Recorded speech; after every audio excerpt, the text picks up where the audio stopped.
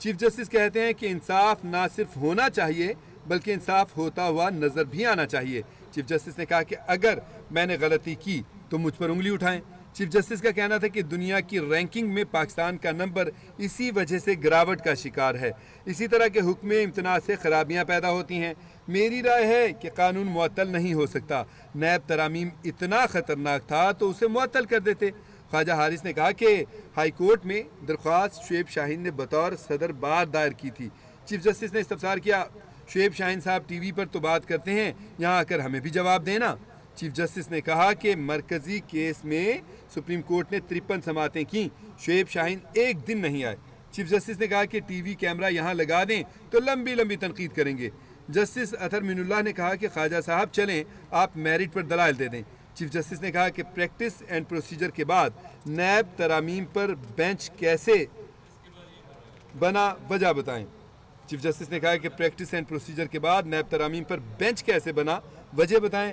ख्वाजा हारिस ने कहा कि जस्टिस मंसूर अली शाह के नोट में ये नुक्ता तय हो चुका कि प्रैक्टिस एंड प्रोसीजर का बेंच इस फैसले का हिस्सा बन चुका। चीफ जस्टिस ने इस्तफसार किया, हाई कोर्ट में ज़ेरे इल्तवा दरख्वास्त को वापस लगाने की कोशिश क्यों नहीं हुई? बाहर कैमरे पर जाकर गालियां देंगे, यहाँ आकर हमारे सामने तनकीद करें ना। जस्टिस मंदुखेल ने इस्तफसार किया कि हाई कोर्ट से नोटिस अटॉर्नी जनरल को भी हुआ था, अटॉर्नी जनरल ने क्यों वहाँ कोशिश नहीं की केस दोबारा लगे?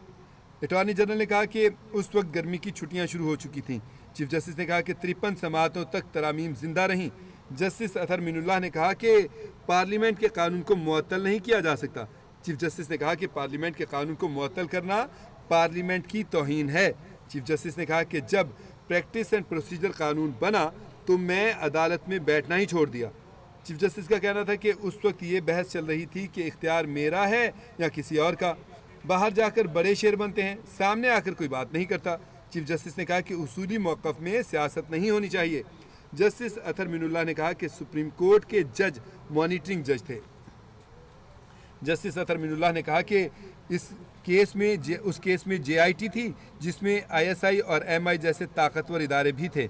जस्टिस अतहर मीनुल्लाह ने कहा कि बताएं उस केस का क्या बना, उस केस में आप वकील थे? ख्वाजा हारिस ने कहा कि ताकतवर इदारों की JIT में शमूलियत के बावजूद भी कुछ साबित ना हो सका।